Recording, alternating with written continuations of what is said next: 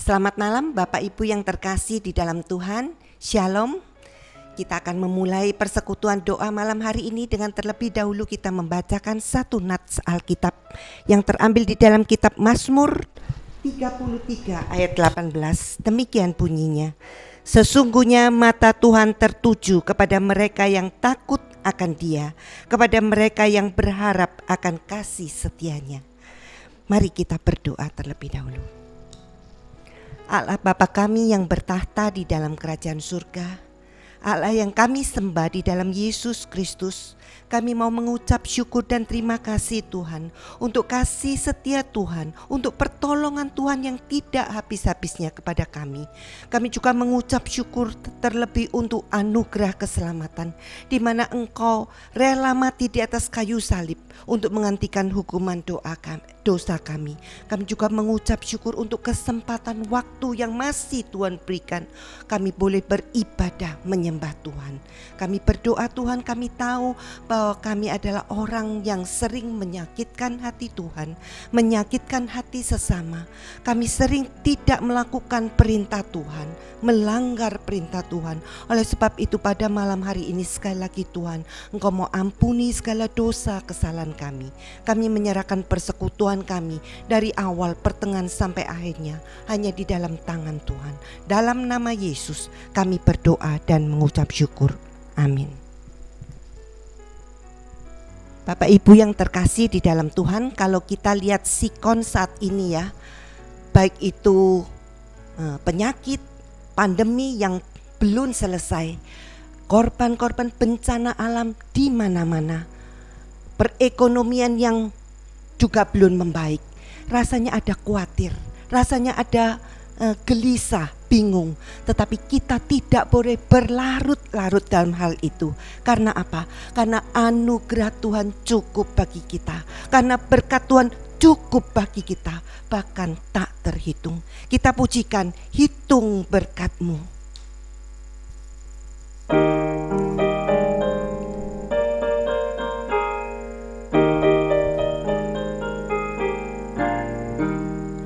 Bila laut kehidupan bergelombang, bila tawar hati damai-Mu hilang, berkat-Mu satu persatu hitunglah. Lihat betapa Tuhan memberkati, hitunglah berkat-Mu semuanya. Jangan ada yang terlupakan, berkat Tuhan semua hitunglah. Nanti kau tercengang lihat jumlahnya. Apakah hatimu takut dan khawatir? Apa kau pikul salib yang memberat? Hitung berkat-Mu dan ingat janjinya. Jangan cemas dan hatimu tenanglah. Hitunglah berkat-Mu semuanya. Jangan ada yang terlupakan, berkat Tuhan semua hitunglah. Nanti kau tercengang lihat jumlahnya. Bila bertepi pencobaan dan perang, jangan takut karena Tuhan telah menang. Ingatlah anugerah Tuhan berlimpah, menghibur, membimbing sampai ke surga. Hitunglah berkat-Mu semuanya. Jangan ada yang terlupakan, berkat Tuhan semua hitunglah. Nanti kau tercengang lihat jumlahnya.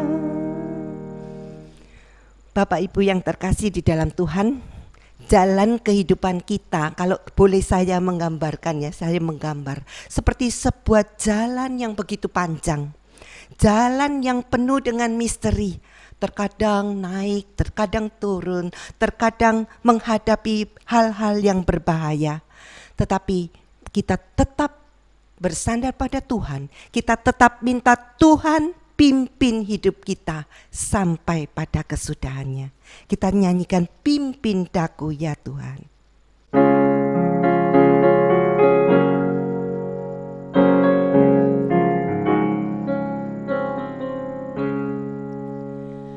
Pimpin daku ya Tuhan, pimpin sampai ke surga. Amanlah di sisinya, indah dalam kasihnya. Pimpin, pimpin, pimpin daku ya Tuhan. Peliharakanlah selalu, pimpin sampai ke surga.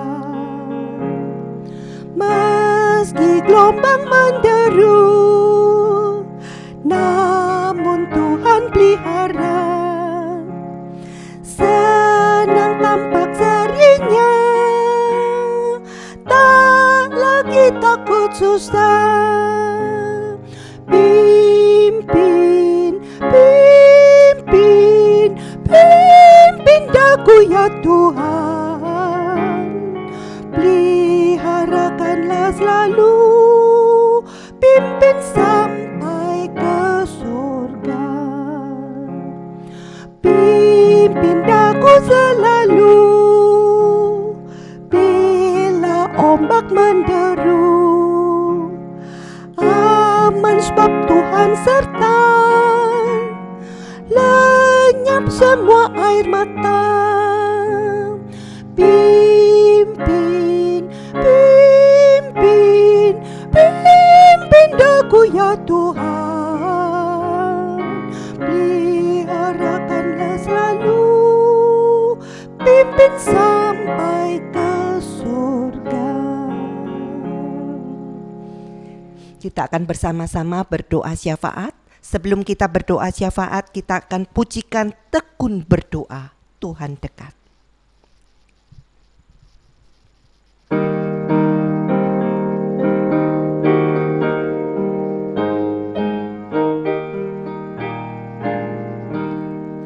Tekun berdoa Tuhan dekat, tekun berdoa Tuhan dengar. Tuhan tepati janjinya, tekun berdoa Tuhan jawab. Tekun berdoa bila susah, tekun berdoa terhiburlah. Tuhan tahu deritamu, tekun berdoa tertolonglah. Tekun berdoa perlu iman, tekun berdoa perlu sabar. Susah sedih kan lenyaplah, tekun berdoa Tuhan jawab. Mari kita akan bersama-sama berdoa syafaat. Pertama kita akan berdoa untuk hamba-hamba Tuhan, berdoa untuk majelis gereja, berdoa untuk guru-guru sekolah minggu, tim multimedia dan aktivis gereja. Yang kedua, kita berdoa juga untuk ibadah online yang ada di gereja kita. Ketika kita berdoa untuk jemaat yang sakit, jemaat yang mencari pekerjaan, mari kita bersama-sama berdoa untuk ketiga hal tersebut di atas.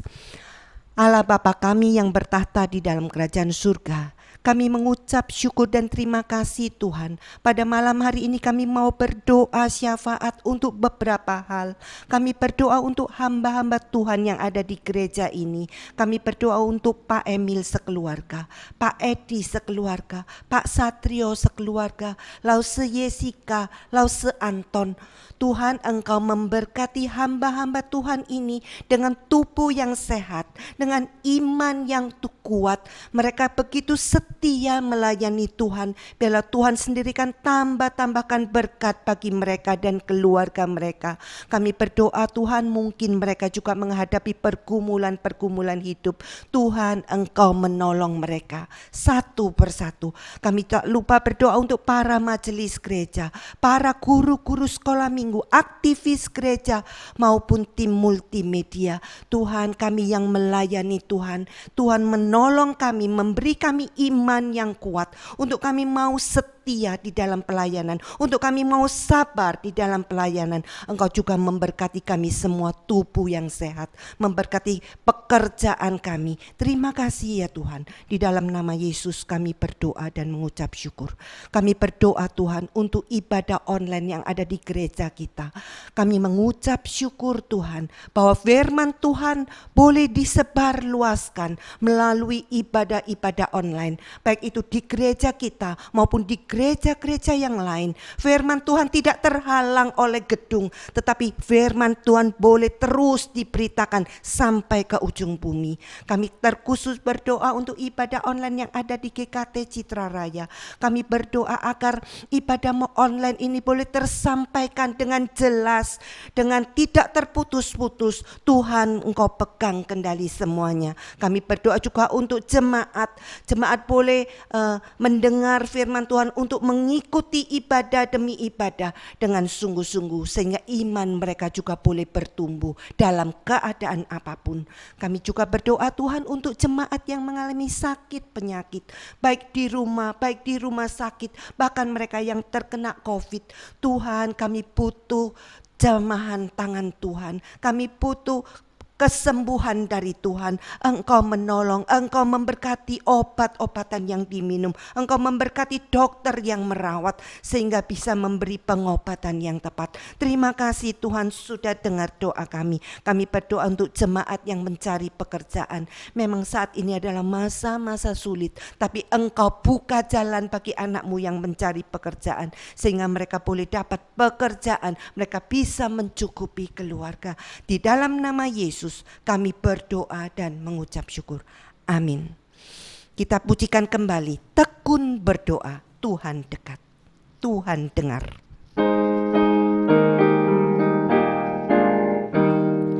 Tekun berdoa, Tuhan dekat, tekun berdoa, Tuhan dengar. Tuhan tepati janjinya, tekun berdoa, Tuhan jawab. Sekali lagi, tekun berdoa, Tuhan dekat, tekun berdoa, Tuhan dengar. Tuhan tepati janjinya, tekun berdoa, Tuhan jawab. Kita berdoa untuk vaksin COVID dan kesadaran masyarakat Indonesia ini. Yang kedua, kita berdoa untuk orang-orang yang saat ini menjadi korban bencana alam. Kita juga berdoa untuk pemimpin-pemimpin negara kita, dari yang teratas Bapak Presiden sampai yang terkecil yaitu Bapak Camat Lurah. Mari kita bersama-sama akan berdoa bagi beberapa hal tersebut. Allah Bapa kami yang bertahta di dalam kerajaan surga, kami mau mengucap syukur Tuhan bahwa vaksin COVID saat ini sudah boleh diedarkan di tengah-tengah masyarakat. Tuhan, kami berdoa agar vaksin COVID ini bisa berhasil untuk mengatasi pandemi COVID-19 ini. Tuhan menolong ya Tuhan. Kami berdoa juga untuk kesadaran masyarakat. Biarlah mereka tidak egois. Biarlah mereka bisa menjaga diri, menjaga keluarga, dan menjaga orang lain.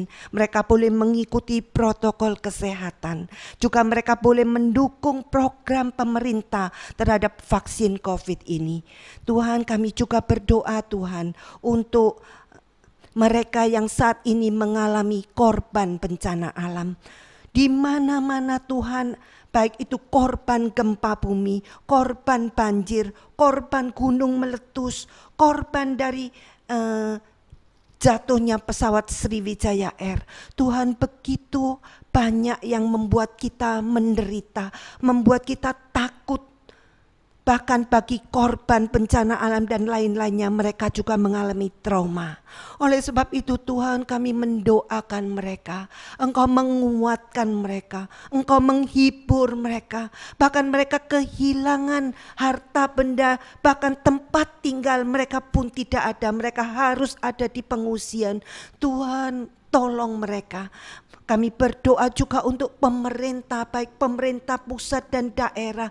Mereka boleh sinergi, bekerja sama mengatasi hal ini Tuhan, sehingga korban-korban bencana alam ini boleh cepat tertangani. Mereka juga boleh mendapatkan papan sandang pangan dengan cukup. Tuhan campur tangan.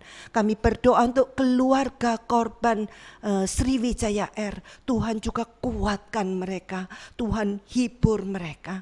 Terima kasih Tuhan. Kami berdoa juga untuk pemerintahan kami Indonesia. Mulai dari Bapak Presiden dan jajarannya sampai kepada camat dan lurah. Biarlah Tuhan Engkau memberi mereka hikmat bijaksana dalam memimpin akan negara Indonesia, di mana saat-saat yang tidak mudah, saat-saat yang begini sulit, tapi kami percaya kami anak-anak Tuhan bersatu hati mendoakan mereka, sehingga mereka boleh mengatasi semuanya ini dengan baik. Terima kasih Tuhan. Kami berdoa untuk juga firman Tuhan yang akan sebentar kami mendengar. Biarlah Tuhan Roh Kudus berbicara kepada setiap kami. Kami boleh dikuatkan iman kami. Kami boleh mengikut Tuhan dengan setia. Terima kasih Tuhan, juga pakai hamba-Mu yang akan menyampaikan firman Tuhan, menjelaskan dengan jelas firman Tuhan kepada setiap kami. Di dalam nama Tuhan Yesus kami berdoa dan mengucap syukur. Amin. Selamat malam, Shalom. Untuk sidang jemaat Gereja Kristus Tuhan, Jemaat Citra Raya, izinkan kami memperkenalkan diri terlebih dahulu. Saya sendiri bernama Rudi Candara, istri saya bernama Eni Susanti, putra kami bernama Immanuel Hope Candara, putri kami bernama Immanuela Love Candara.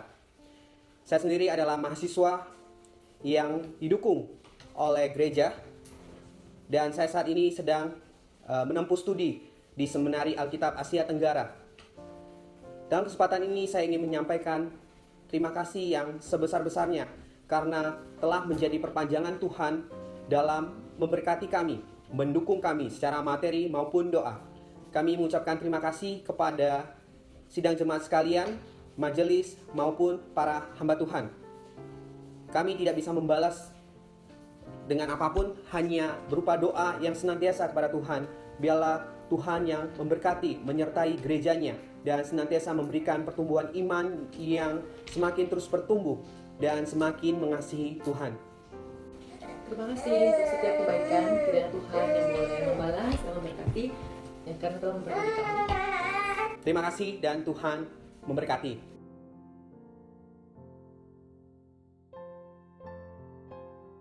Saya juga berterima kasih juga diberikan kesempatan untuk boleh menyampaikan firman Tuhan dan persekutuan doa pada malam hari ini. Terima kasih sekali atas kesempatan pelayanan ini. Perundungan firman Tuhan pada malam hari ini kita ambil dari 2 Korintus pasal 12 ayat yang ke-9 yang berbunyi demikian.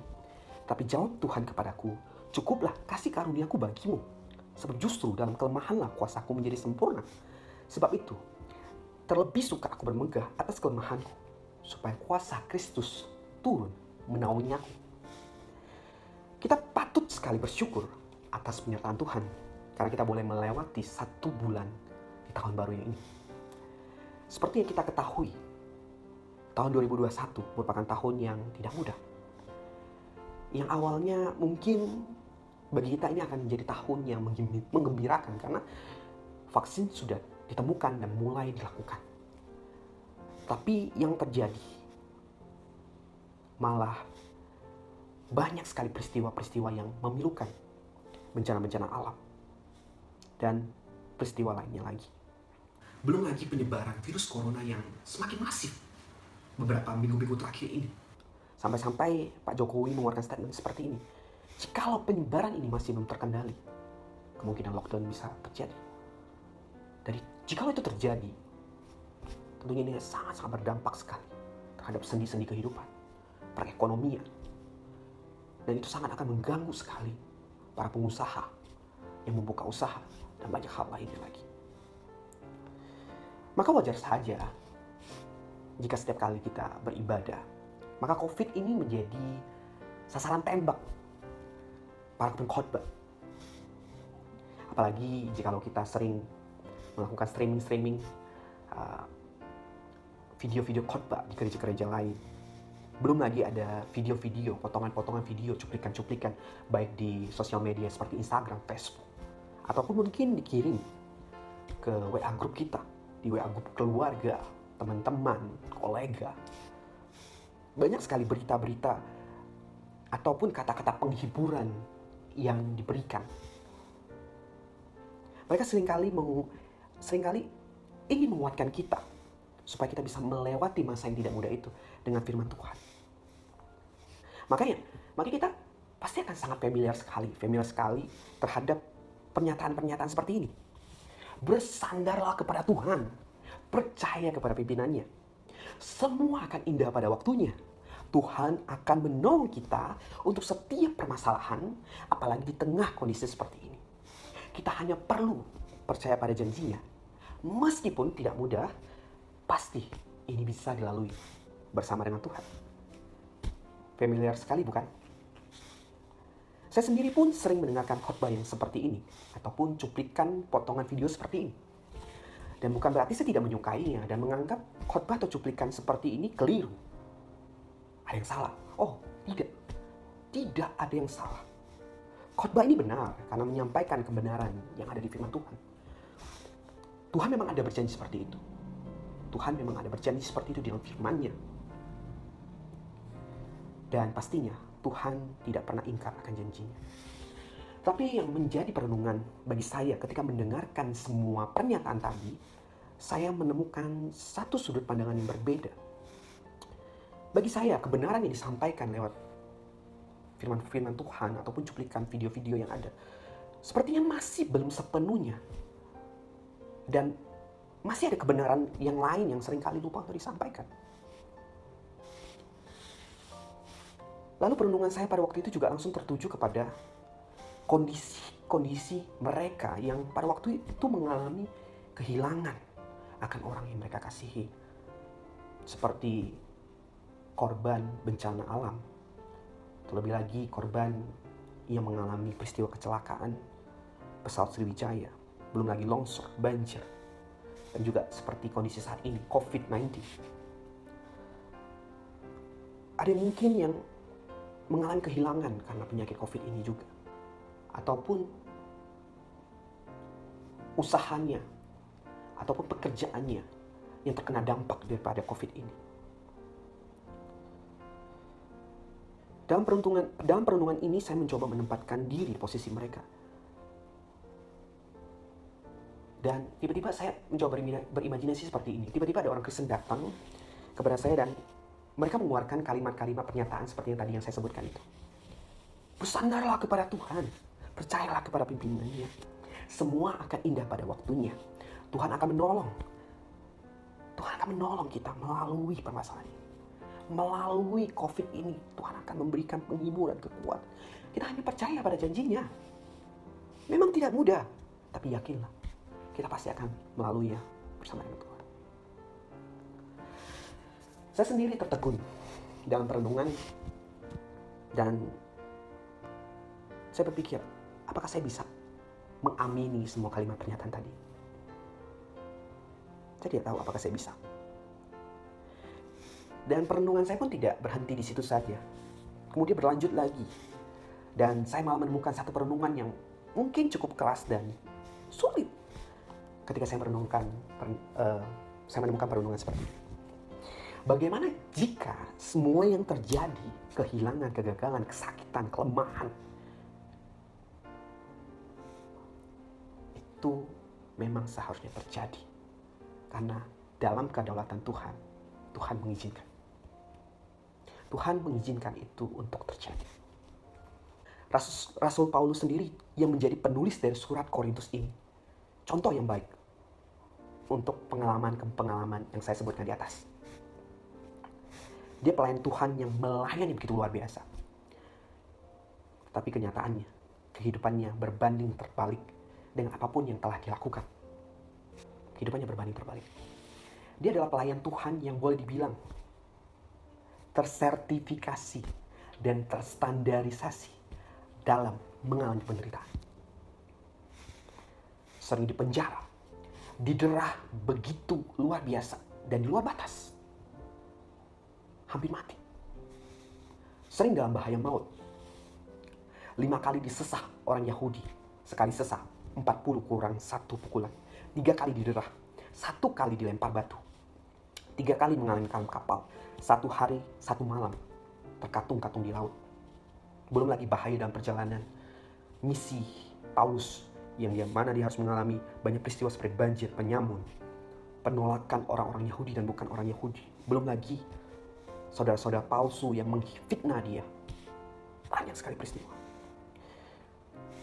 Ya, semua yang saya sebutkan itu seperti sebuah, ya, diibaratkan sebagai sertifikasi Paulus yang hidupnya tidak pernah lepas dari berbagai penderitaan.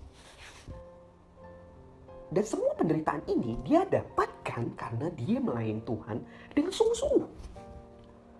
Tanpa kompromi sama sekali. Dia mengorbankan masa depannya yang cemerlang. Statusnya, derajatnya yang sangat tinggi. Tetapi dia korbankan semuanya demi panggilan hidupnya. Hanya untuk mengasihi Yesus Kristus dan mengabarkan Injilnya. Dengan kata lain, dia siap mati demi imannya kepada Kristus. Sekali lagi, tanpa kompromi sama sekali. Sampai-sampai Paulus berani berkata seperti ini.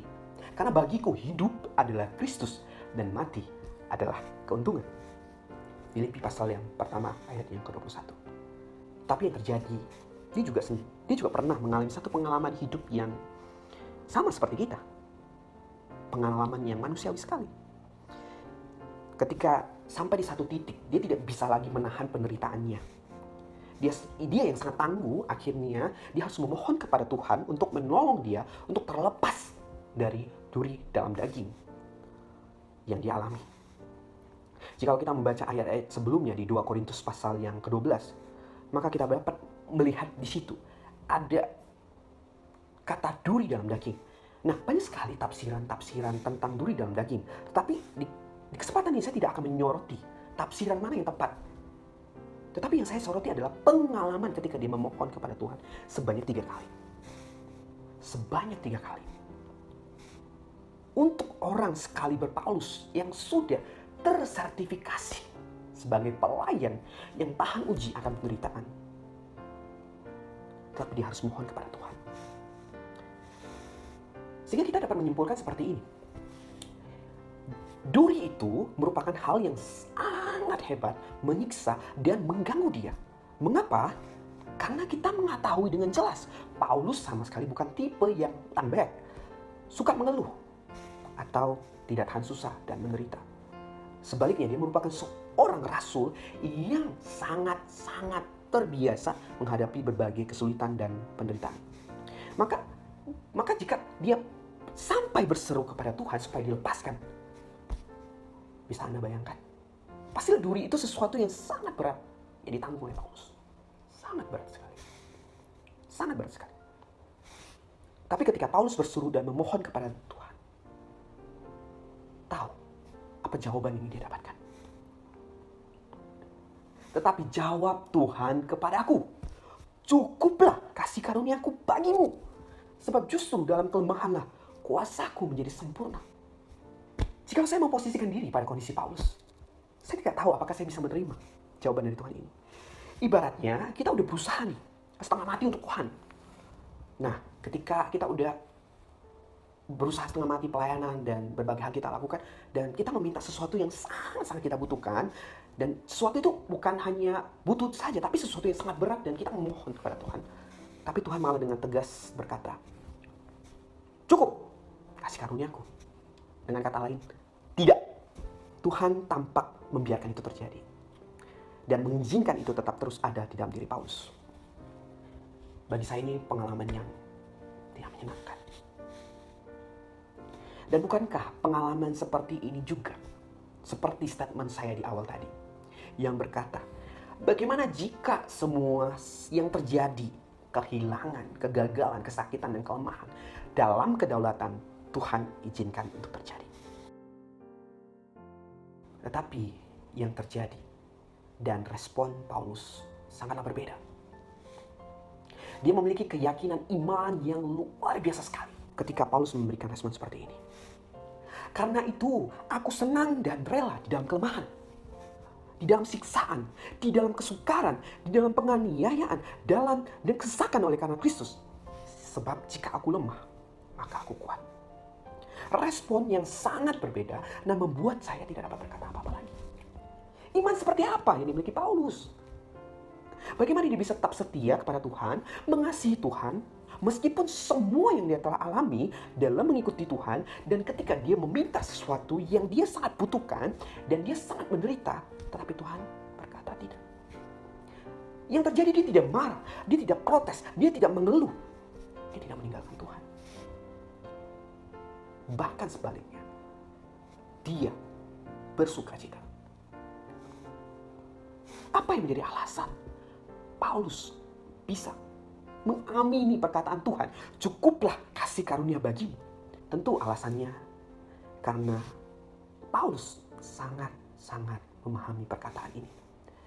Karena perkataan ini tentu sangat mengingatkan Paulus tentang kasih karunia yang telah Kristus lakukan. Kasih karunia ini sangat erat dengan apa yang Kristus telah lakukan dengan mati di atas kayu salib bagi kita, manusia yang berdosa ini. Paulus tahu pengorbanan Kristus yang luar biasa di atas kayu salib. Maka sangat wajar ketika dia mengamini perkataan, cukuplah kasih karunia bagimu. Dia mengerti bahwa sah-sah saja ketika Tuhan berkata, sudah cukup kasih karuniaku. Karena apalagi yang kita perlukan? Apalagi yang perlu kita tuntut daripada Tuhan? Apalagi? Dia sudah melakukan yang terbaik dan paling sempurna untuk kita. Dia menjelma jadi manusia untuk mati di atas kayu salib, untuk menebus dosa kita. Semua itu dia kerjakan dengan taat, menderita, hanya untuk kita bisa kembali lagi berrelasi dengan Tuhan. Hanya untuk supaya kita tidak terpisah daripada Tuhan. Hanya untuk karena dia mengasihi kita. Masalah terbesar umat manusia adalah dosa dan keterpisahan dengan Tuhan. Dan sekali lagi, itu semua diselesaikan dengan sempurna oleh Tuhan Yesus yang rela disalibkan. Pertanyaannya sekarang, apalagi yang kita perlukan? Paulus sangat menyadari jika penderitaan yang dia alami tidak dapat disejajarkan dengan masalah terbesar umat manusia yang adalah dosa yang telah diselesaikan oleh Kristus. Dosa adalah masalah yang serius karena konsekuensinya adalah kekekalan. Tetapi Tuhan bereskan untuk kita. Meskipun kita berdosa dan terus berdosa kepadanya. Paulus bagaikan orang yang tahu diri. Dia seakan menerima apapun yang terjadi di dalam setiap kehidupannya. Bahkan bagi Paulus, apapun yang dia alami, penderitaan apapun yang dia alami, itu hanya sebagian kecil dan ringan saja dengan kasih karunia yang Tuhan berikan, yang kasih karunia Tuhan yang begitu besar. Itu sebabnya Paulus berani berkata di dalam 2 Korintus pasal yang keempat, ayat 16-18. Sebab itu kami tidak tawar hati, tetapi meskipun manusia lahir lia, kami semakin merosot, namun manusia batinia kami dibaharui dari sehari ke sehari. Sebab penderitaan ringan yang sekarang ini mengerjakan bagi kami kemuliaan kekal yang melebihi segala-galanya, jauh lebih besar dari penderitaan kami. Sebab kami tidak memperhatikan yang kelihatan, melainkan yang tak kelihatan. Karena yang kelihatan adalah sementara, sedangkan yang tak kelihatan adalah kekekalan. Paulus juga memiliki pengharapan yang luar biasa kepada Kristus. Dan bagi Paulus, itu tidak akan pernah sia-sia. Seperti yang tertulis di dalam Roma pasal 8 ayat yang ke-18. Sebab aku yakin bahwa penderitaan zaman sekarang ini tidak dapat dibandingkan dengan kemuliaan yang akan dinyatakan kepada kita.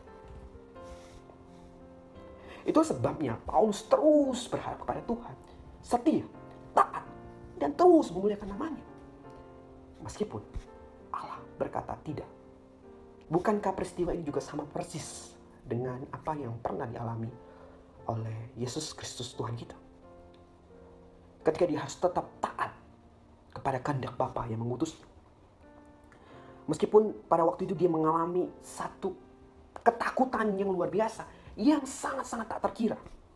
Penderitaan luar biasa di depan mata, yang tak terhindarkan. Pengalaman manusiawi yang sama seperti yang kita rasakan. Dia berdoa kepada Bapa di surga. Tetapi pada akhirnya, dia tetap berserah sepenuhnya kepada Bapa. Jikalau cawan ini boleh laut, tapi sesuai dengan kehendak. Itulah perkataan Yesus Kristus yang menggambarkan bahwa dia tetap menyerahkan apapun yang terjadi pada kehendak Bapa. Kehendak Bapa sajalah yang jadi. Dia taat pada kehendak Bapa sampai akhir dan sampai mati di atas kayu salib. Bukankah ini teladan yang luar biasa? Bukankah ini teladan yang luar biasa? Teladan seperti ini juga diikuti oleh seorang Kristen yang luar biasa. Dan orang Kristen ini adalah seorang aktor film Singapura yang baru saja menikah dengan istrinya yang bernama Alice. Aktor ini bernama Ralph, menikah pada 28 Agustus 1993 di Hong Kong. Mereka adalah anak Tuhan. Mereka berkomitmen dan berdoa agar pernikahan mereka adalah untuk memuliakan Tuhan, agar nama Tuhan dimuliakan dalam pernikahan mereka.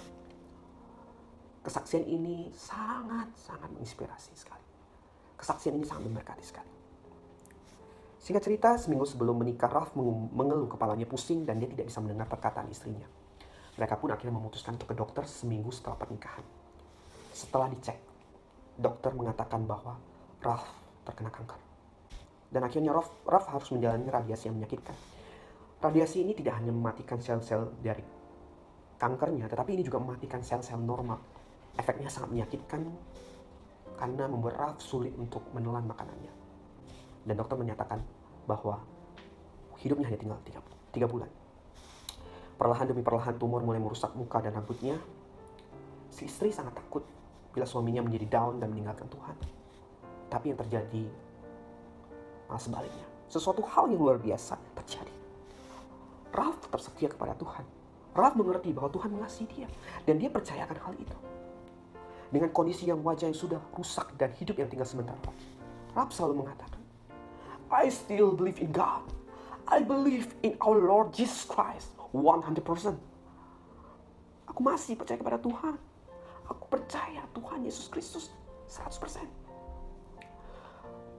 Ralph mulai bersaksi dengan didampingi oleh istrinya yang terus setia. Ralph menyaksikan bagaimana di dalam segala kesakitannya dan penderitaannya untuk tidur, makan, dan aktivitas lainnya. Tapi dia tetap merasakan Tuhan terus mengasihi dia. Pernah suatu hari dia bertemu dengan orang yang tidak mengenal Yesus, dengan wajahnya yang buruk dan mata yang hampir tidak dapat dibuka. Dia tetap masih menyapa orang itu dan berkata, Have you ever heard about Jesus? Apa kamu pernah dengar tentang Yesus? Dengan kanker yang menyerangnya, dengan kesakitan yang dimilikinya, dia tetap men-sharingkan bahwa Yesus mengasihimu. Bahkan Ralph pernah berkata seperti ini, saya bersyukur jika kanker ini tumbuh di kepalaku dan tidak di bagian perut atau di dalam tubuh yang tidak terlihat. Sehingga orang lain dapat melihat dengan jelas kanker di kepala ini. Sehingga mereka bisa melihat kemuliaan Tuhan melalui kanker ini. Saya mengundang kita untuk menyaksikan video singkat daripada Ralph dan Alice ini.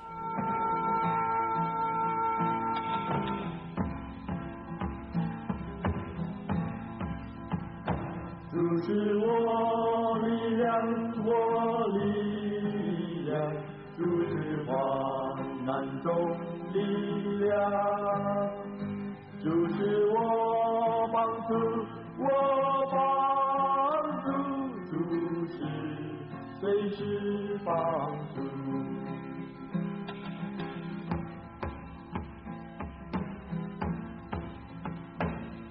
主是避难所，我避难所，主是坚固避难所，主是我力量，我帮助，为主是避难所，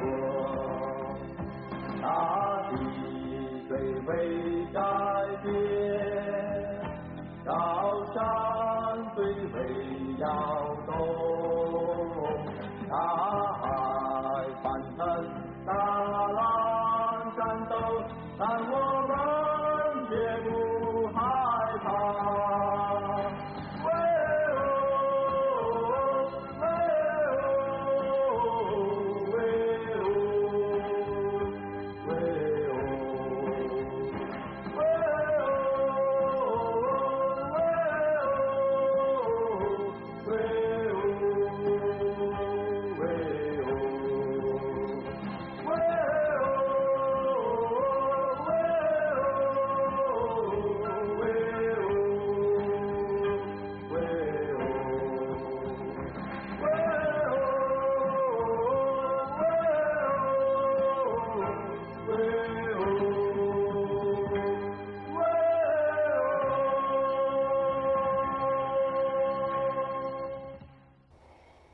Saya tidak tahu pergumulan apa yang dialami sidang jemaat sekalian di sini.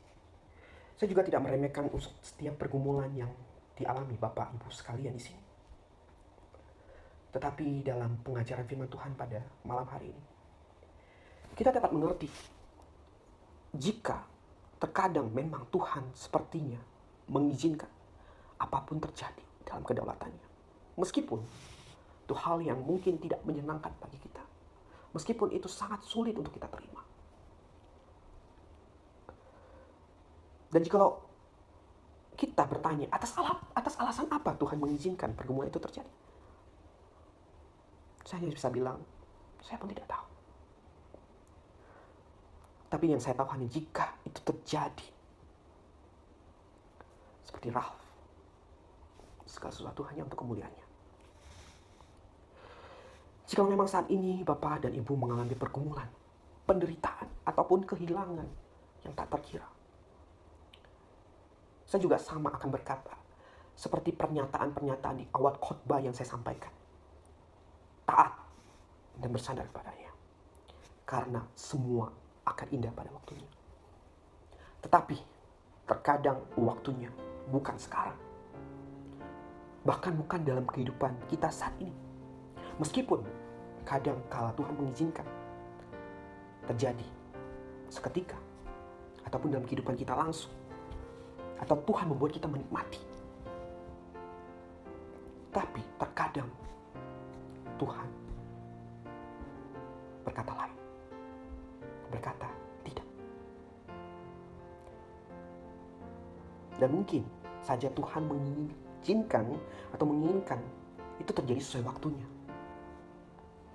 Tapi waktu yang Tuhan maksud adalah ketika kita berjumpa kembali kepadanya. Ketika kita nanti bersama dengan Dia, bertatap muka secara langsung dengan Yesus Kristus Tuhan kita. Karena Dia sudah berjanji kepada kita bahwa pada waktunya, dan itu pasti akan terjadi. Karena Dia berjanji, Ia akan menghapuskan air mata dari mata kita. Dan mau tidak akan ada lagi. Tidak akan ada lagi perkabungan, atau ratap tangis, atau duka cita. Sebab segala sesuatu yang lama itu telah berlalu. Mungkin itulah waktu Tuhan. Waktu ketika kita bertemu secara langsung dengan Dia di surga nanti. Bersandar dan terus percaya kepadanya. Taat dan tetap percaya kepadanya. Meskipun jawabannya adalah, cukuplah kasih karuniaku bagimu. Mari kita berdoa. Bapa di surga, ajar kami untuk terus memandang kepada Engkau. Hanya ketika kami memandang kepada Engkau, kami dapat menyampahkan dunia ini. Kami tidak peduli dengan dunia ini. Tapi kami sadar betul Tuhan, kami manusia yang berdosa, kami manusia yang lemah. Tak kalah kami menjalani kehidupan ini, pandangan kami teralihkan. Yang seharusnya kepada Engkau, tetapi kami melihat dunia ini. Sehingga kami malah mencintai dunia ini dan tidak terus memandang kepada Engkau. Sehingga ketika kami telah mencintai dunia ini, yang terjadi, kami menolak Engkau. Kami mengeluhkan, kenapa ini Tuhan, kenapa? Tolong ampuni kami Tuhan. Tuhan, tolonglah kami. Roh Kudus, tolonglah kami untuk melakukan firman-Mu yang telah disampaikan ini. Biarlah kami boleh benar-benar menghidupi kehidupan kami dengan iman yang sepenuhnya hanya kepada Yesus Kristus yang adalah Tuhan kami dan Juru Selamat kami. Percaya, untuk apapun yang terjadi, semua karena Tuhan lebih tahu dan mengasihi kami. Terima kasih Tuhan. Hanya dalam nama Tuhan Yesus Tuhan kami hidupkan berdoa. Amin. Terima kasih. Tuhan memberkati.